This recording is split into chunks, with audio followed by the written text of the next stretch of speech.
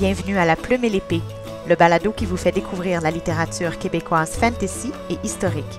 Je suis Prunelle Thibault-Bédard, directrice artistique des Médiévales de la Naudière, un festival qui célèbre l'histoire et l'imaginaire. Cet épisode hors-série, en formule table ronde, a été enregistré devant public lors des Médiévales de la Naudière de 2022.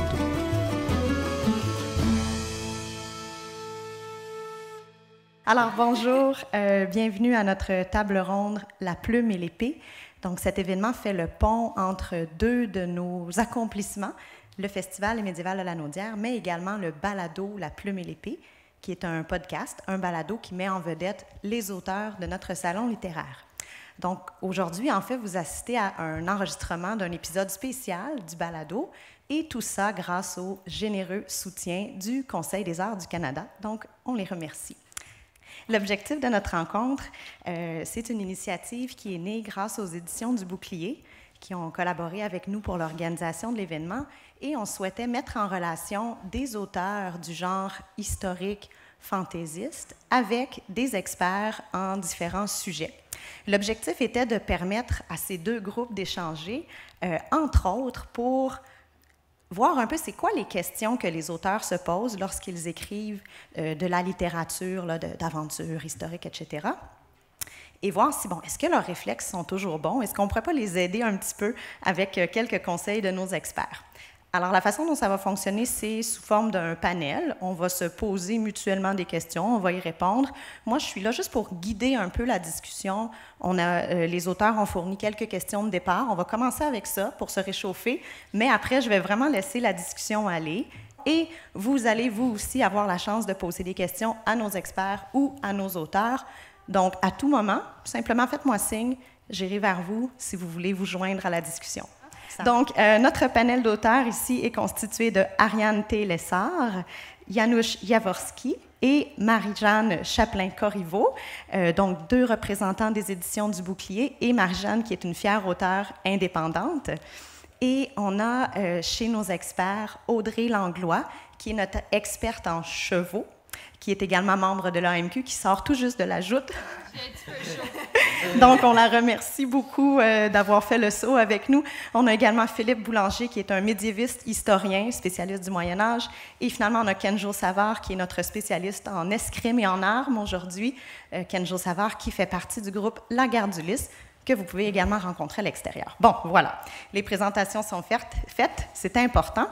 Alors, je vais, sans plus attendre, ouvrir le bal avec une question, comme ça, on va briser la glace. Quelle distance un cheval et son cavalier peuvent-ils parcourir en une journée? Fait que c'est sûr que ça dépend beaucoup du type de cheval. Fait que si on regarde vraiment de nos jours les chevaux d'endurance, qui sont des petits arabes, eux, ils peuvent faire 100 km en 2 jours. Qui est quand même énorme, mais ça, c'est... Fait que les gagnants font à peu près 11 km, 10 à 11 km à l'heure. Mais ça, c'est des chevaux top du top du top qui sont entraînés pour ça. Fait que c'est sûr que quand on regarde un cheval normal, moi, je dirais que ça serait peut-être plus comme la moitié de ça. Ou sinon, si tu le pousses aussi fort que ça, il va probablement pas te toffer. Fait que si tu veux faire un grand parcours avec lui, c'est mieux d'aller plus lentement que trop vite puis de brûler les chevaux. J'ai aussi, comme exemple, il y avait le Pony Express aux États-Unis. Fait qu'eux, ils se relayaient. Fait qu'au 10 000, il y avait une place avec un nouveau cheval. Fait qu'il faisait il faisait 10 000 en à peu près 1 heure, mais il changeait de cheval, puis moi, je suis sûre que les chevaux étaient finis.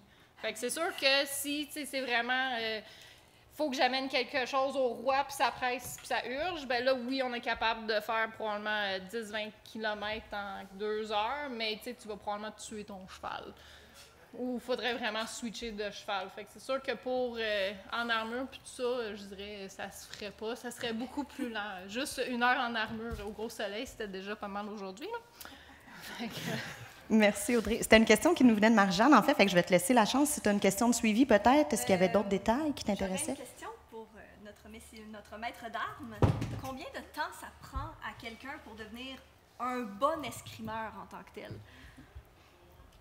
C'est excessivement relatif à l'individu, mais avec un bon entraîneur, disons, pour se débrouiller, on peut compter quelques mois.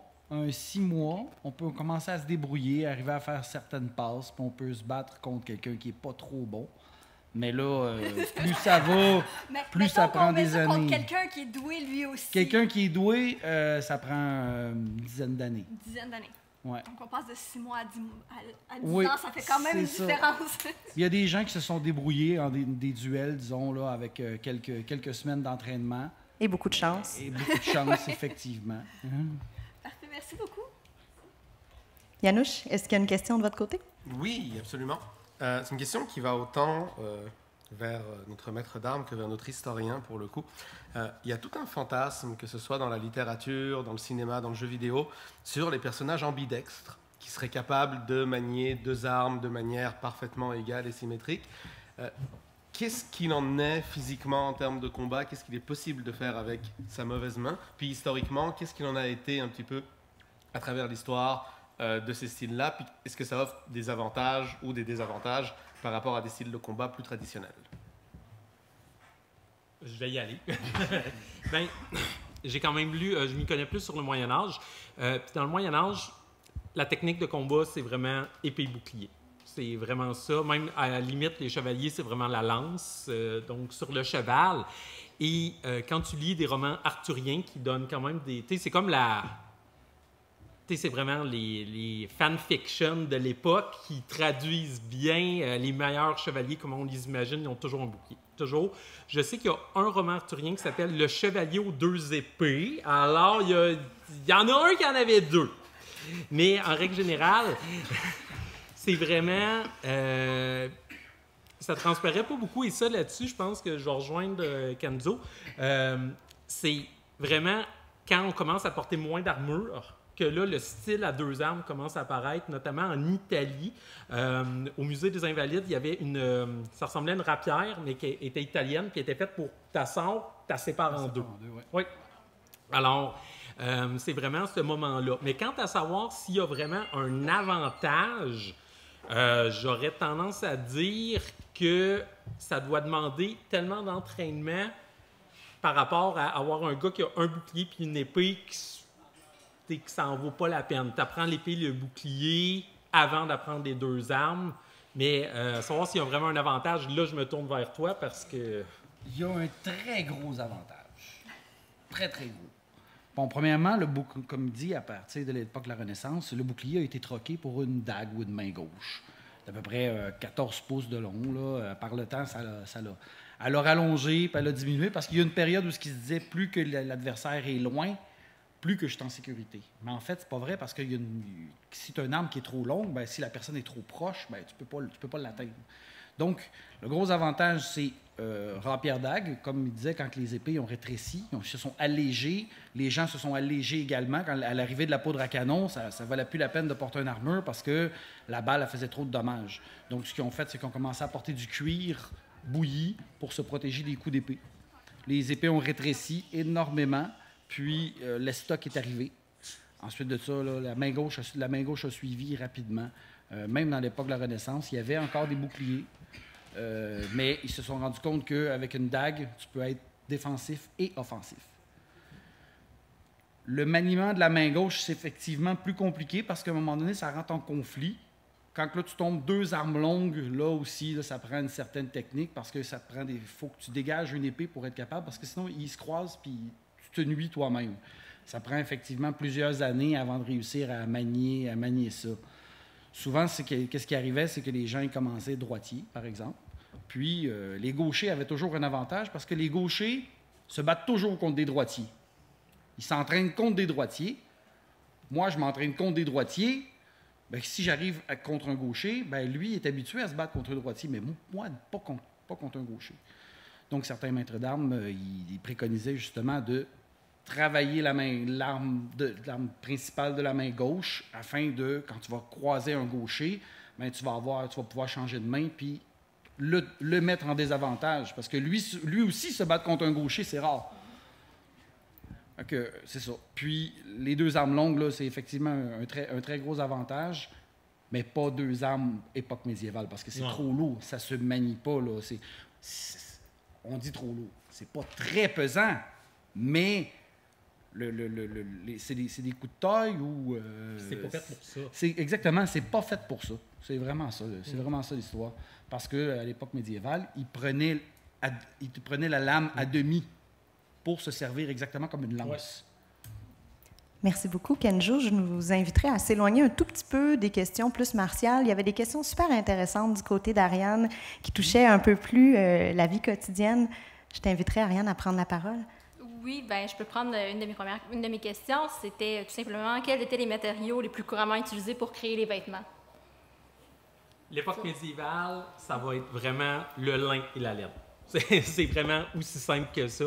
Ce qu'ils vont utiliser, bien sûr, ils peuvent mettre la fourrure, mais la fourrure, elle va être plus un signe ostentatoire qu'autre chose. Donc, tu sais, quand on regarde Game of Thrones, la mode d'avoir un loup mort sur ses épaules, là, aucune enluminure a un loup mort sur ses épaules. Là, non. Tu veux que ce soit tout beau, bien lacé, des belles fourrures qui valent cher. Tu veux que ça paraisse bien. Promener avec un animal mort sur le dos, non. Peut-être dans certaines régions, bien dans le nord, mal pris, là, mais il n'y avait pas ça. Alors, ça va vraiment être, on va favoriser le lin, la laine. Plus tard, le coton va arriver vraiment à la toute fin du Moyen-Âge. Exactement. Oui, c'est ça. Mais ça va vraiment être ça, aussi simple que ça. Merci beaucoup. Il y a Marie-Jeanne aussi qui avait une question un peu plus sur les objets quotidiens. Hormis les classiques plumes, encre, parchemin, qu'utilisaient les gens du Moyen-Âge pour écrire ou gribouiller? Avant de répondre à la question, je veux dire une chose. Peu de gens savaient lire ou écrire ou gribouiller au Moyen-Âge. Alors, Au Moyen-Âge, oui. Oui, c'est ça. Plus tard, ça va s'améliorer l'alphabétisme. Alors, déjà, il y a peu de gens qui sont capables, puis les gens qui vont être capables, ils vont apprendre principalement la plume et le parchemin. Ceci dit, il y avait une technologie qui est vraiment intéressante parce que vous pouvez la faire à la maison, c'est la tablette de cire. Donc, c'est un cadre. Donc, imaginez un cadre à photo, mais avec un fond rigide. Vous versez de la cire dedans. Vous la laissez sécher. Et là, en prenant un petit stylet, vous pouvez écrire dedans, prendre des notes. Donc, on peut imaginer les écoliers qui sont à l'université au Moyen-Âge. Parce que là, si tu as un maître qui parle devant toi, tu dois prendre des notes. Puis là, il faut que tu trempes ta plume. Puis ça peut être long, tu fais des erreurs. La petite tablette, tu peux même effacer parce qu'il y avait le stylet, il y avait un côté, c'était un peu plat. Tu le tournes de bord. Passe, ça efface, puis tu réécris par-dessus. Mais ceci dit, il y a une autre invention que tu n'as pas mentionnée. Deux autres inventions. Vers le 13e siècle, au Moyen-Âge, le papier arrive en Europe. Donc, il ne faut pas oublier que le papier va arriver, va être en compétition avec le parchemin pendant longtemps. Et à la fin du Moyen-Âge, Gutenberg, les caractères mobiles. Donc, c'est une invention médiévale, l'imprimerie. Et comme c'était plus facile d'imprimer sur du papier que sur du parchemin, le parchemin va disparaître progressivement. On va perdre la guerre. Oui. Merci. De rien. Pardon. Merci beaucoup, Philippe. Merci, Marie-Jeanne. Philippe, tu as mentionné le mot « invention », puis on avait une question du côté de Yanouche qui va peut-être être une petite question piège. Je pense qu'elle s'adresse à nos trois experts. Ouais, c'est ma question tordue de la journée. Une question qui s'adresse à vous trois dans vos domaines respectifs. Est-ce qu'il y a eu des inventions qui auraient pu être faites plus tôt? Est-ce qu'il y a des choses qui ne sont pas arrivées dans l'évolution technologique de l'humanité juste parce que quelqu'un n'a pas eu l'idée, alors qu'on avait tous les prérequis pour l'avoir? Et si oui, comment est-ce que ça aurait pu changer l'histoire? Bonne chance. Oh boy! Hey, je vais commencer parce que j'ai une réponse. C'est pas tant une invention qu'une science, c'est la médecine, en fait. Parce que vous connaissez sûrement les fameuses saignées qu'on faisait pour soigner les gens, tout le monde connaît ça. Ça, en fait, il y en a qui pensent que ça vient du Moyen-Âge, ils sont barbares, font des saignées. En fait, ça vient de l'Antiquité, les saignées. Toute la théorie des humeurs, ça vient de l'Antiquité. Et au Moyen-Âge, ils étaient... Excuse-moi, parle de la théorie des humeurs. Théorie des humeurs, c'est que quand on est, pour ceux qui ne le savent pas, lorsqu'on...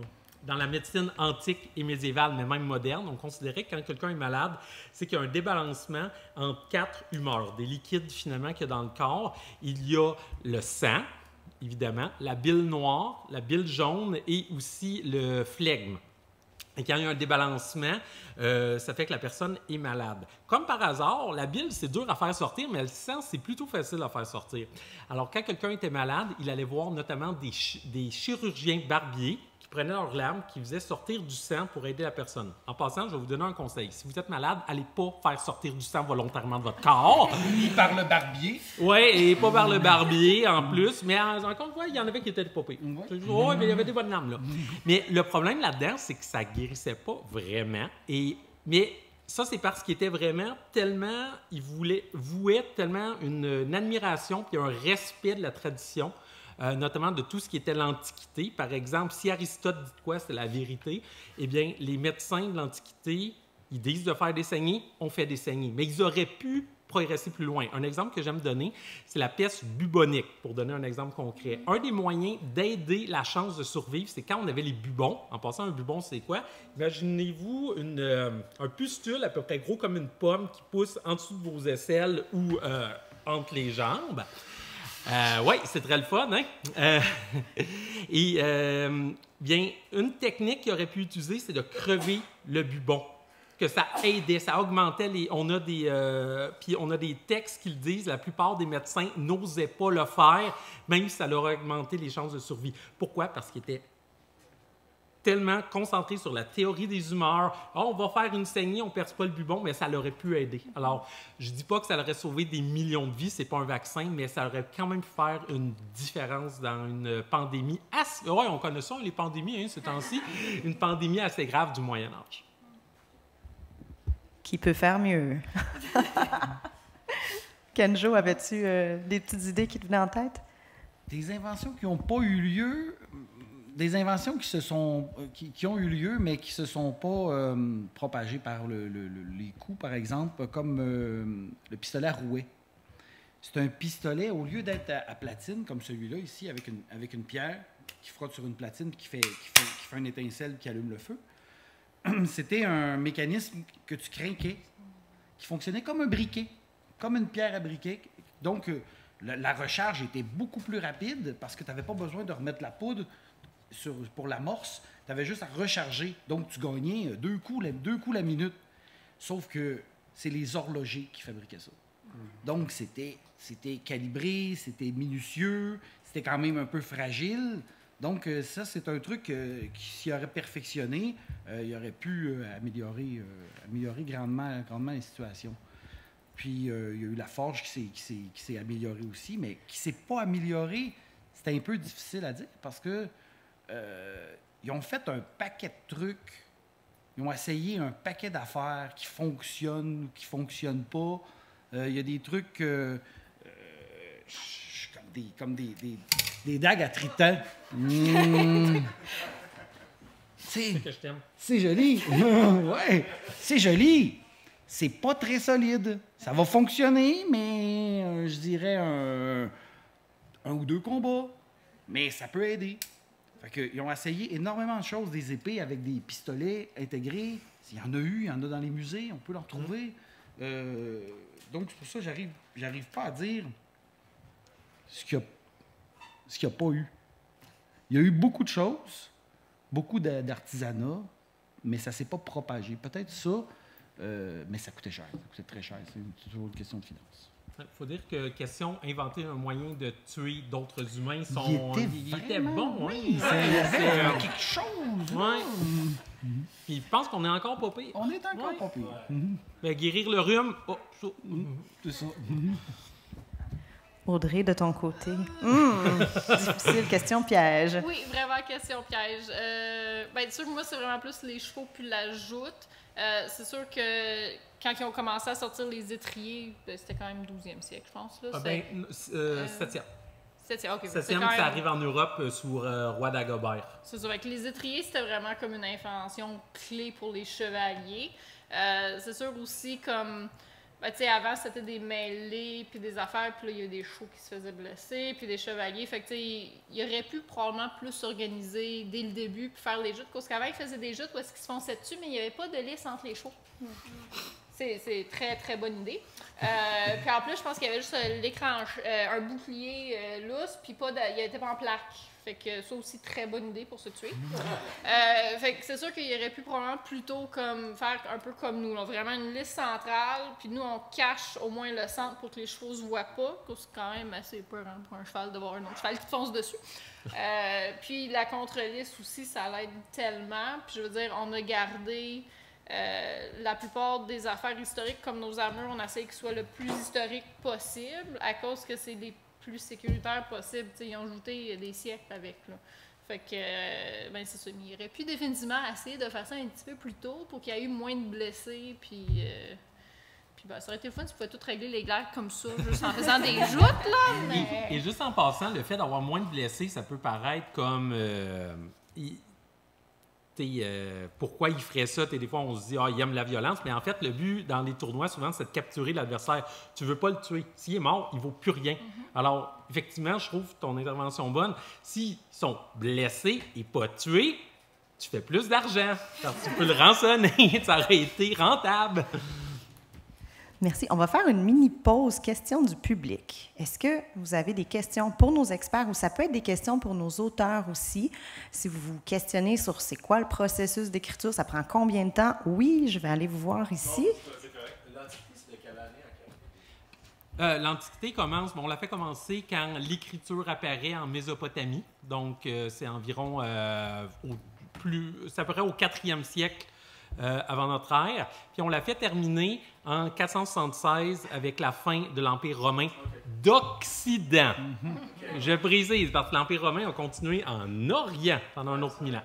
Mais si je peux me dire, et ça, tout historien va dire ça, en 476, là, c'est une date arbitraire qui est choisie. Il n'y a pas de coupure nette. Là. Même d'ailleurs, il y en a beaucoup d'historiens qui vont parler les siècles suivants, les 3 siècles qui suivent la fin de l'Empire romain d'Occident, c'est l'Antiquité tardive. Là. Il y a pas, les gens ne sont pas levés un matin. « Hey, chérie, le Moyen-Âge vient de se terminer aujourd'hui. Savais-tu ça, toi? » C'est pas de même. Là. Tant pour le début du Moyen-Âge que la fin du Moyen-Âge, il n'y a pas de césure. C'est vraiment des transformations graduelles.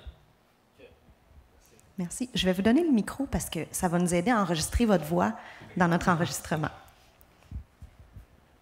Alors, c'est sur la dernière question qui a été posée sur une innovation qui aurait pu arriver plus tôt. Bien, c'est la fortification bastionnée qui a été inventée par Vauban, Sébastien Vauban, qui, si elle était arrivée plus tôt, aurait pu changer une bonne partie des batailles, et, des victoires et des défaites au Moyen Âge. Qu'en pensez-vous? Bonne réponse? Je suis d'accord que ça a fait une grosse différence. C'est vraiment Vauban, c'est une réaction à l'apparition de l'artillerie. Parce que l'artillerie, ça ne sert à rien d'avoir... Le Moyen-Âge, on imagine les châteaux, des gros murs, ils étaient épais, mais ils n'étaient pas si épais que ça. Alors, quand il y a un trébuchet qui arrive vraiment dans une large...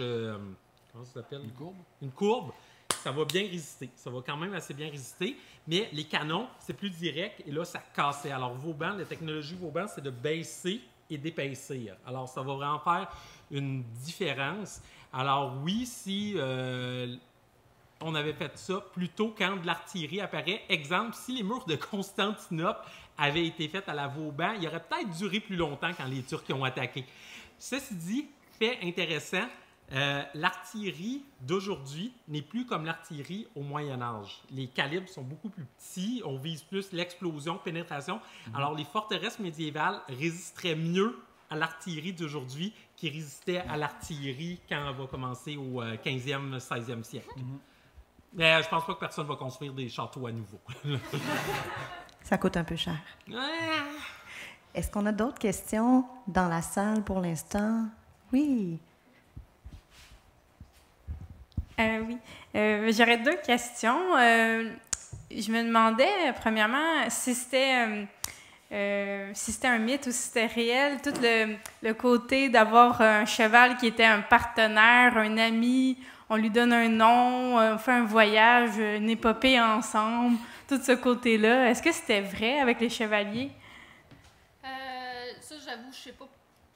j'ai pas vraiment fait de recherche sur ça, mais c'est sûr que quand tu deviens vraiment partenaire avec ton cheval, puis tu as une confiance, c'est sûr que là, tu sais, ton cheval va être prêt à aller en bataille avec toi.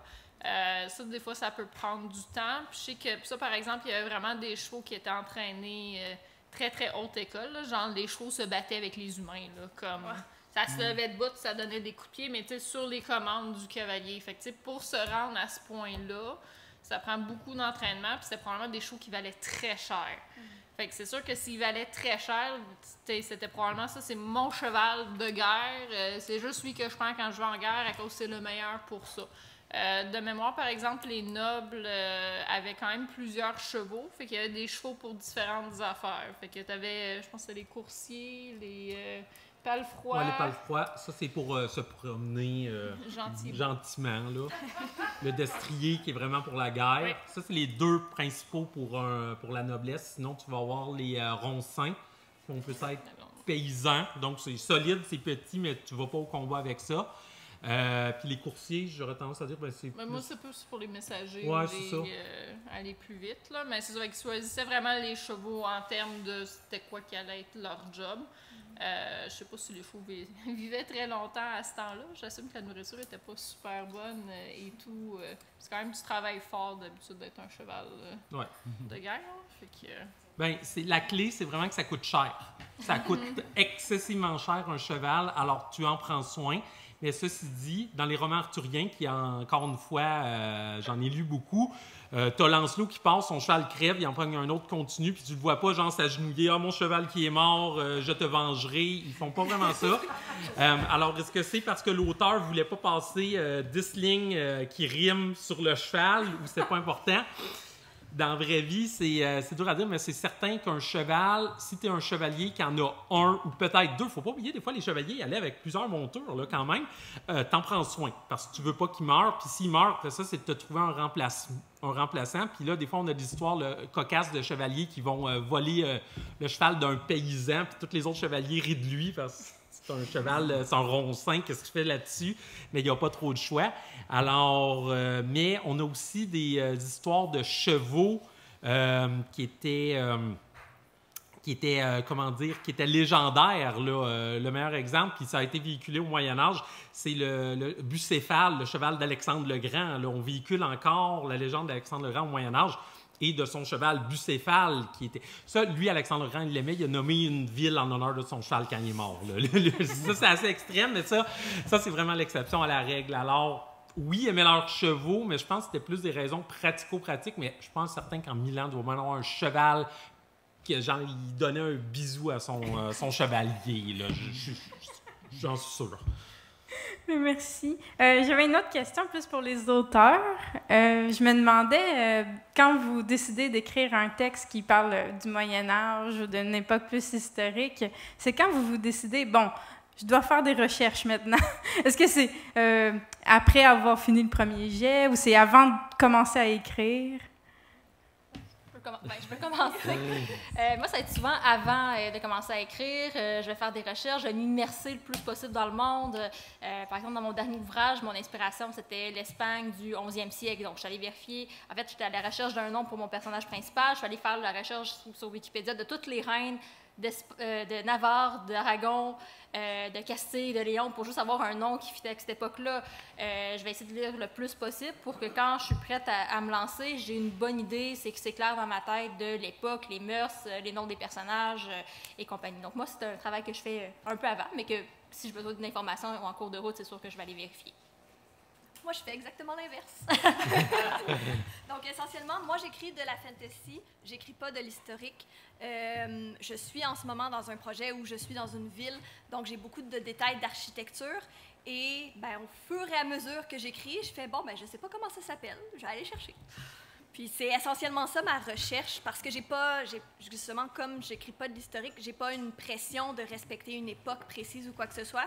Je peux vraiment juste aller chercher ce dont j'ai besoin sur le coup.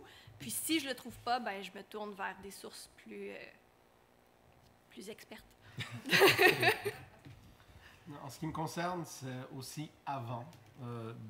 Que ce soit la recherche ou même juste la construction, même si c'est pour du fantasy, J'ai vraiment à cœur d'aller chercher une certaine vraisemblance qui passe, veut pas, par de la recherche, que ce soit historique ou tout simplement technique, mécanique. Donc pour mon projet actuel, c'est sûr que avant même d'avoir écrit les premières lignes, il y a eu 2, 3, peut-être 4 ans juste de notes. J'ai des cahiers remplis juste de notes. Je voulais setter mon bac à sable avant de commencer à jouer dedans, quelque part. Là. Merci beaucoup. On va prendre une dernière question. Oh, je vais donner la chance à quelqu'un qui n'a pas encore posé la question. S'il nous reste du temps, je reviens à vous, monsieur. On a encore des questions des auteurs également. Oui, donc, petite question sur les chevaux. On revient à ça parce qu'on parlait tout à l'heure là, de comment est-ce que ça coûte cher, une monture, comment est-ce que avoir un cheval bien entraîné, on ne veut pas le perdre en la première bataille, évidemment, parce que ça a pris tellement de temps pour l'entraîner. Mais en ce sens-là, je me demandais à quel point est-ce que c'était réellement quelque chose d'utilisé, ce que les armures pour les chevaux, dans l'optique où ça coûte une beurrée, là, ça c'est évidemment, mais aussi parce que ça doit être tellement une charge de plus pour le cheval qui traîne déjà quelqu'un en armure. Là. Fait à quel point, surtout dans la deuxième moitié du Moyen-Âge, à quel point c'est quelque chose que la noblesse, évidemment, pouvait utiliser, puis à quel point est-ce que un cheval peut s'adapter à ça, ou bien est-ce qu'il est juste plus mobile là, comme il devrait être? Ouais, je peux faire de la mobilité, puis ça, la plupart des armures étaient vraiment faites sur mesure pour les chevaux. Fait quand on voit surtout les armures de plaques, mes années, je suis pas très bonne, fin 15e, tu as vraiment les grosses boules sur les épaules. Puis c'est vraiment, ils ont pensé à la biomécanique de la chose pour pas que l'épaule la frotte. Il y a, sur YouTube, il y a des vidéos où il y a un gars qui a fait une armure pour son cheval. Puis, fait que, oui, le but vraiment étant de protéger le cheval le plus, j'assume que c'est pas toute la noblesse qui était probablement capable d'en avoir, mais des fois, juste, même pas des armures en métal, il y avait des armures en gros tissu ou en cuir bouilli ou des affaires comme ça, vraiment pour essayer de protéger le cheval. J'en avais même vu une, à un moment donné, il avait fait des jambes. Ça je pense que ça n'a pas toffé. Je pense que ça n'a pas été un franc succès. Mais c'est sûr que... Puis, d'habitude, qu'est-ce qu'on dit en règle générale? Un cheval devrait porter à peu près 20% de son poids maximum. D'habitude, on vise plus pour le 15 pour nos standards d'aujourd'hui. Fait que c'est sûr que, tu sais... Il faut aussi se dire, les chevaux n'étaient pas très grands dans le temps, mais les personnes non plus. Fait que, tu sais, on a eu une affaire passée sur Facebook à un moment donné. Il y avait comme, voici la grosseur normale d'un cheval, il est 15, dans ce temps-là, 15 mains. Ou 14 mains quelques, là. C'est pas grand, là. Mais les personnes étaient minuscules. Fait que, tu sais, ça allait ensemble. Puis, tu sais, les chevaux, c'est sûr aussi, si tu es entraîné à porter du poids, comme dans l'armée, là, ils s'entraînent souvent à porter une certaine charge de poids. Si le cheval est entraîné, il est capable aussi. C'est juste, mais c'est ça, eux, ils travaillaient probablement plus souvent en armure, puis ils s'entraînaient un petit peu plus. Fait que la charge était moins dure sur le cheval et le cavalier. Je veux dire, ils étaient capables de partir en croisade, puis toute l'équipe. Merci. Merci beaucoup pour les questions du public. On va revenir à nos auteurs. Il nous restait quelques questions encore. Puisqu'on parlait de chevaux, d'armure, etc., on avait une question du côté d'Ariane concernant le métier de chevalier. Oui, en gros, c'est comment on peut devenir chevalier, puis est-ce que c'est accessible à tous? Bien, tu commences par aller faire un deck au cégep. Après ça... Avec les maths fortes ou... Il y a un programme sport-études, sciences humaines. Non, pour devenir chevalier, en fait, ça dépend de l'époque. Vraiment, là. Mais la clé, c'est l'argent. Ça coûte très cher, un chevalier. Les estimations varient. Mais une des estimations que j'ai lues, je vais vous citer ma source, Jean Flory. En passant, là, lisez ça si vous voulez savoir ces chevaliers. Là. Il disait que un chevalier, à peu près là, comme toi, là, mais le 12e siècle, c'est une cotte de maille, par exemple.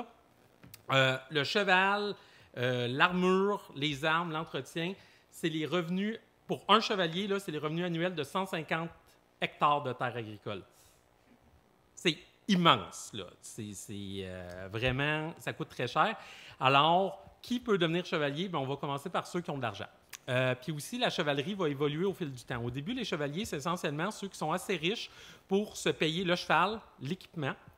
Puis ensuite, bien, il faut qu'ils le rentabilisent, alors font la guerre.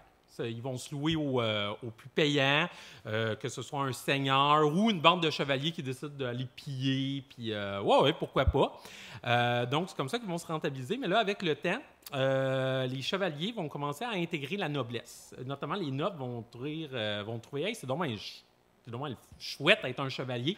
Ils vont commencer un peu à fusionner. Mais il ne faut pas oublier, là, ceux qui sont chevaliers, ceux qui ont l'argent, puis les nobles, ils ont pas mal d'argent. Alors, c'est facile de fusionner. Alors, à base, il faut que tu commences avec des gens qui ont de l'argent, mais ça veut dire qu'au début, les chevaliers, ça pouvait être quelqu'un, théoriquement, un roturier, un non-noble. Puis on en a là, des non-nobles qui ont monté. Après ça, ça va être la petite noblesse. Puis là, à la fin, quand on arrive vraiment à la fin du Moyen Âge, à partir du 13e siècle, ça devient un titre de noblesse. Pour être chevalier, il faut que tu sois fils de chevalier. C'est aussi simple que ça. Quant à l'apprentissage d'un chevalier, il ne faut pas oublier, la plupart de ces gens-là, ils ne connaissent pas la date. T'sais, si vous lisez la biographie de celui qu'on surnommait le meilleur chevalier du monde, Guillaume le Maréchal, qui a fini un des hommes les plus puissants de l'Angleterre, il n'avait aucune idée quel âge il avait quand il est mort. Puis ce n'était pas important pour lui. Ce qui est important, c'est quand il a été fait chevalier. Alors, ça suit un peu la vie au Moyen Âge. Tu es un enfant, si tu te rends à 2 ans survivant, c'est déjà bien parti.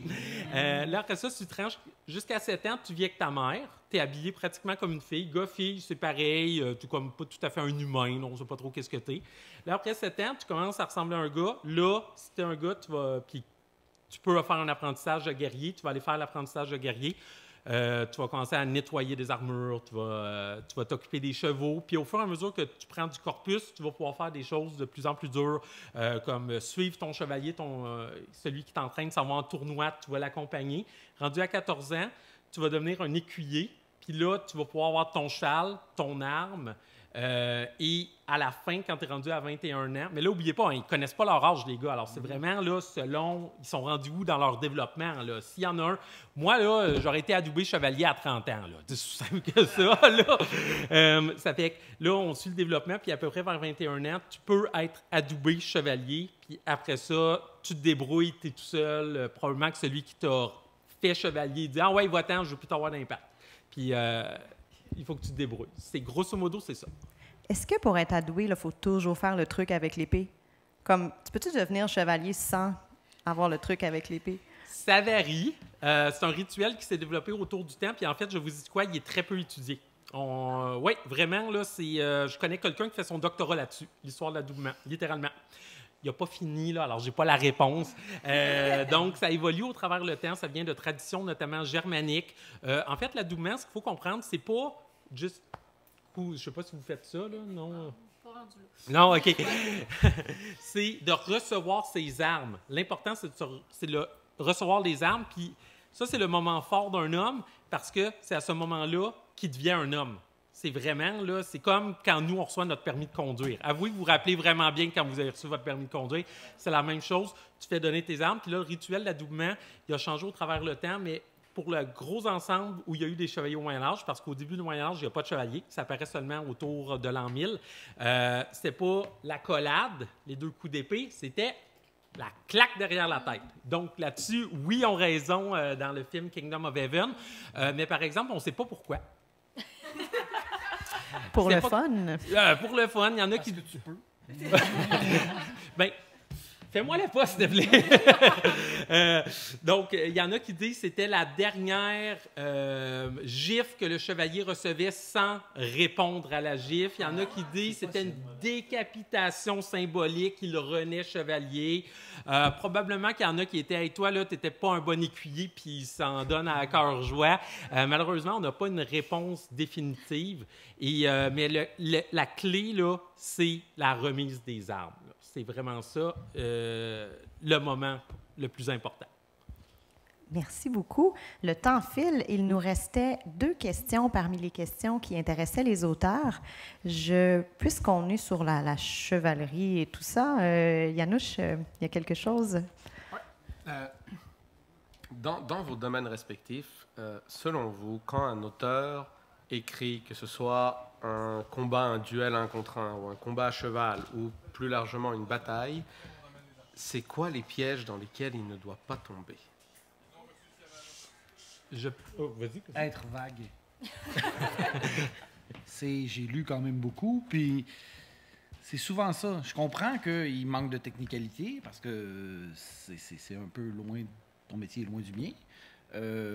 Mais c'est souvent ça. C'est souvent ça.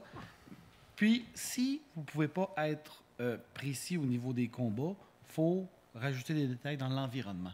Ce qui se passe dans l'immédiat, autour, proche. C'est vraiment ça parce que c'est ce moment-là qui est le moment d'action. Donc, c'est vraiment ça. Être trop vague, c'est difficile. Ça se passe... Oui, ça se passe vite, un combat. Moi, 1 contre 3, 10 secondes, il y a 2 morts. Sûr. Dans les 10 premières secondes, parce que c'est difficile. Là. Ça demande beaucoup d'explosion, ça demande beaucoup de dynamique. Ça va très vite. Et ça allait très vite aussi à l'époque, à moins que tu rencontres quelqu'un qui est passablement d'un bon niveau, là, ça va vite. Évidemment, là, quand moi, à mon époque, les armes à feu sont arrivées, donc là aussi, là, mais vraiment, la précision est importante. Je peux y aller. J'avais juste pensé, comme j'ai mentionné plus tôt, les chevaux peuvent se battre. Fait que c'est quand même, en tout cas, la plupart des livres. Puis aussi, il faut penser que c'est juste les super bons chevaux qui peuvent se battre. Fait que, tu sais, moi, je pense que, tu sais, s'il y a une bataille qui se déclare, la moitié des chevaux vont aller dans l'autre sens. Tu sais, ils vont vraiment essayer de s'enfuir. Puis ça l'ajoute beaucoup à la confusion de la bataille, le chaos. Puis ben c'est ça, là, si jamais tu voulais checker des chevaux de haute école, là, voir qu'est-ce qu'ils pouvaient faire pour se battre, là, c'est les Andalous, les Lusitaniens d'haute école. Fait que, ils font vraiment, ils se lèvent debout, puis ils piochent avec les pieds en avant. Il y a quelqu'un qui arrive en arrière, il donne 2 coups de pied. Dès qu'ils pognent les reins, il y a vraiment... Maintenant, c'est rendu de la haute école, là. Il manque une race. Les pisans, c'est les plus beaux, Puis ça, c'était vraiment... Ils ont tous gardé ça, mais c'était vraiment pour le combat. Puis, tu sais, ça, je pense qu'on y pense moins, mais c'est vraiment un tout petit pourcentage, je pense, qui était entraîné pour ça. La plupart des autres choses, peut-être qu'ils toléraient les batailles, là, mais moi, j'ai l'impression qu'il y en a beaucoup qui partiraient dans l'autre sens. Fait que les scènes qu'on voit souvent au cinéma, là, la grande charge de tous les chevaux ensemble, c'est peut-être un peu arrangé avec le gars des vues. Oui, ben tu sais, il faudrait vraiment que ce soit des chevaux qui sont entraînés depuis longtemps ou comme qui sont plus là à cause que... C'est ça. Tu sais, à un moment donné, ils sont comme trop entraînés ou trop forcés à faire des affaires, t'as plus de cheval en arrière des yeux, là. Mais c'est ça se peut probablement, mais tu sais, je suis sûre qu'il y en aurait qui sacraient le camp. C'est sûr, il faut quand même... Tu sais, cause les chevaux, vraiment... c'est des proies, hein? Fait que, tu sais, t'as des personnes que, tu sais, il y a quelqu'un qui t'agresse, là, tu vas venir gros puis tu vas charger, hein? Mais les chevaux, eux, il y a quelque chose qui agresse, eux, ils demandent pas 2 fois, ils s'en vont dans l'autre sens. Fait que, tu sais, c'est vraiment des proies, c'est du fight or flight, on dit en anglais. Moi, j'ai le fight, là, les chevaux ont le flight. Fait que, mais c'est ça, en tout cas, qu'est-ce que j'ai pensé hier? Merci beaucoup. On va terminer le bal des questions des auteurs avec Ariane. Il t'en restait une? Oui, il m'en restait une. C'est une question qui touchait 50% de la population au temps médiéval, peut-être un peu moins, parce que plusieurs mouraient en couche. Mais les femmes médiévales et les menstruations, ça fonctionnait comment? Alors là maintenant, pour les auteurs à qui j'en ai parlé tantôt, voici la question qui m'a fait m'arracher les cheveux. La semaine dernière, j'avais les cheveux longs, je blague pas. Je peux te dire comment ils faisaient à l'Antiquité, je peux te dire comment ils faisaient à l'époque moderne, je peux pas te le dire au Moyen-Âge. Alors là, et vraiment, j'ai lu, puis j'ai des livres, là, je suis encore en train de faire de la recherche, genre, avant de commencer la journée, là, tellement j'ai consulté, genre, 9 livres. On n'en parlait pas. On dirait qu'ils n'en parlaient juste pas. Faut dire que la plupart des écrits au Moyen-Âge, c'est écrit par les prêtres. Puis les prêtres, eux autres, il y a bien des choses qu'ils n'aiment pas. Puis une chose qu'ils n'aiment pas, bien, c'est les femmes. Hein? Vous nous tentez, vous avez corrompu le premier homme. La main du diable. La main du diable, exactement. C'est que les prêtres, ils vont pas écrire n'importe quoi, sauf pour dénoncer la femme. C'est que je sais que les prêtres, ils dénonçaient, attention, les godemichets féminins. Juste les féminins. Hein? Juste les féminins. Oui. Aussi les masculins, mais les féminins en particulier. Ils vont aussi dire qu'il ne faut pas faire l'amour à une femme pendant qu'elle a des règles, parce que sinon l'enfant pourrait être conçu et devenir monstrueux. mais ils n'ont pas l'air d'avoir trop écrit sur qu'est-ce qu'une femme fait. Alors là, j'ai fait des recherches quand même, les livres ne le disaient pas, puis des livres écrits par des femmes, là, des fois que j'ai consulté, il y en a un, ça s'appelle « La vie quotidienne des femmes au Moyen-Âge ». Elle devrait bien en parler, rien, zéro, là, j'en revenais pas. Et là, je me suis... mon professeur d'histoire va pas être content, mais je me suis rabattu sur l'Internet, essayer de voir qu'est-ce qu'il y a sur les Internets. Puis j'ai trouvé des choses, mais j'ai pas pu consulter les sources. Alors, les réponses seraient rien, qu'elle laisse ça tomber, puis elle prend son jupon, puis elle s'essuie. Puis elle espère que ça absorbe.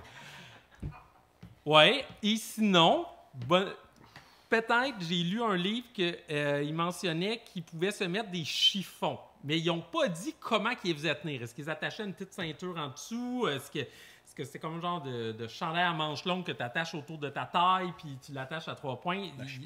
Une chemise, quelque chose, il n'y a pas de précision. Ça fait que, désolé, mais j'ai pas de réponse mieux que ça. Ça sera un secret. Ça sera un secret, mais par exemple, il y a de quoi? Les sous-vêtements existaient au Moyen-Âge, en partie. Pas tout le monde qui portait ça. La petite paysanne, elle n'a pas ça, là, mais on a trouvé des sous-vêtements qui datent du 15e siècle en Autriche, et il y avait des petites culottes. Alors là, on soupçonne qu'à la fin du Moyen-Âge, s'ils commencent à porter des petites culottes, probablement qu'ils se mettaient des sortes de serviettes. Donc, un rembourrage probablement en lin. Je ne sais pas si ça absorbe bien, là, mesdames, à vous de me le dire. Là. En tout cas, moi, quand je suis dans mon lin, ça absorbe. Oui, ça absorbe pas pire. Alors, donc, c'est la meilleure réponse que je peux te donner. C'est ça qui est incroyable, hein? Une petite question simple de même, là, mais parce que c'était les hommes qui écrivaient l'histoire, paf, pas de réponse. Mais je pense que c'est une merveilleuse question pour terminer notre échange, puis ça nous montre qu'il y a encore plein de mystères, peut-être de la petite marge de manœuvre pour nos auteurs qui peuvent se permettre d'être un peu plus créatifs, un peu plus dans les hypothèses sur des questions comme ça.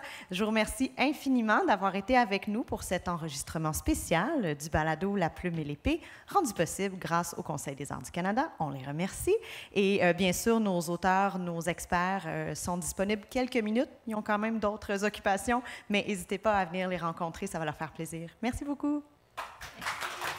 Et merci à vous d'avoir été là. Merci.